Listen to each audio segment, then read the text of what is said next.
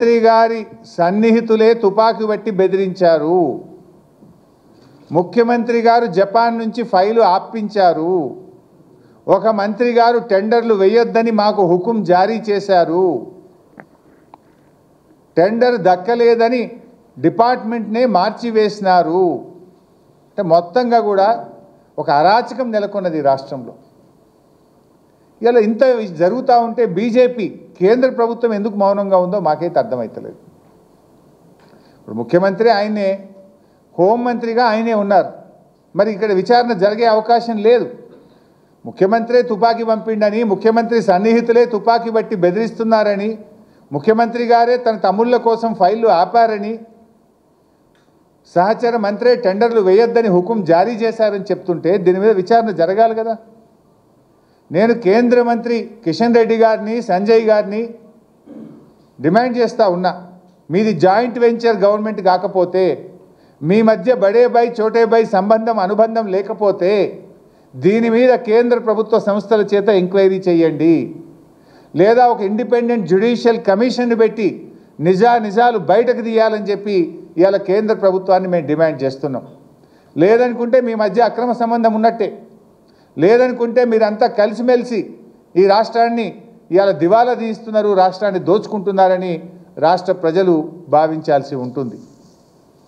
ఈ పాటి దానికి ఇంకా నేను ఏం చెప్తున్నా, క్యాబినెట్ మీటింగ్ అయినాక డిసెంబర్ 1వ తారీఖు నుంచి 9వ తారీఖు దాకా విజయోత్సవాలు జరుపుతారట. ఎందుకు నాయన? తుపాకులు పెట్టి వసూలు బాగా చేసినామనా? కాంట్రాక్టుల కోసం గల్లాలు పట్టుకొని క్యాబినెట్లో కొట్లాడుకుంటున్నామనా? మంత్రుల మధ్య తగాదాలు పెరిగిపోయి రోజు వీధినబడి రాష్ట్ర ప్రజల పరువు తీసినందుక? దేనికోసం విజయోత్సవాలు జరుపుతారు? ఈ 23 నెలల పాలనలో మీరు ఏం సాధించారు? మహాలక్ష్మి పథకం ఇచ్చింది లేదు, పెన్షన్లు పెంచింది లేదు, పిల్లలకు ఫీజు రియంబర్స్మెంట్ ఇచ్చింది లేదు, ఓ చెక్ డ్యామ్ కట్టింది లేదు, ఓ చెరువు కట్టింది లేదు, ఓ ఎకరానికి నీళ్ళు ఇచ్చింది లేదు. కేసీఆర్ గారు ప్రారంభించిన టిమ్స్ ఆసుపత్రులను పూర్తి చేసి వైద్యం అందించింది లేదు. కనీసం ఉన్న పథకాలు కూడా కొట్టింది కదా. ఏమని విజయోత్సవాలు జరుపుతారు? కేసీఆర్ గారు ఫీజు రియంబర్స్మెంట్ 20,000 కోట్లు ఇస్తే మేము 2 రూపాయలు కూడా ఇవ్వలేదు, పిల్లల చదువులు ఆగం చేసినామని జరుపుతారా? కేసీఆర్ కిట్ బంద్ చేసినామని జరుపుతారా? బతుకమ్మ చీరలు బంద్ చేసినామని జరుపుతారా? న్యూట్రిషన్ కిట్ బంద్ చేసినామని జరుపుతారా? దళిత బంధు పథకం ఆపివేసినామని జరుపుతారా? గొర్రెల పంపిణీ పథకం నిలిపివేసినామని జరుపుతారా? హైదరాబాద్లో ఒక ఇల్లు కట్టలేదు కానీ హైడ్రా పేరిట వేలాది ఇండ్లు నేలమట్టం చేసినాం, పేదల బతుకులు కూల్చినామని చెప్పి విజయోత్సవాలు జరుపుతారా? దేనికోసం విజయోత్సవాలు జరుపుతారు? ఇల్లు పెట్టిన పొయ్యిలాగా ఈ రాష్ట్రాన్ని మీకు ఇచ్చాం. అద్భుతమైన రాష్ట్రం, పెట్టుబడులకు స్వర్గధామంగా ఇలా అద్భుతమైన రాష్ట్రాన్ని మీ చేతుల్లో పెడితే ఇలా ఆగం చేసింది కదా రాష్ట్రాన్ని మీరు. విద్యార్థులను, రైతులను, మహిళలను, నిరుద్యోగులను, అవ్వాతాతల్ని అందరినీ మోసం చేసిండ్రు. అసలు మీరు మోసం చేయని వర్గం ఏదైనా ఉందా?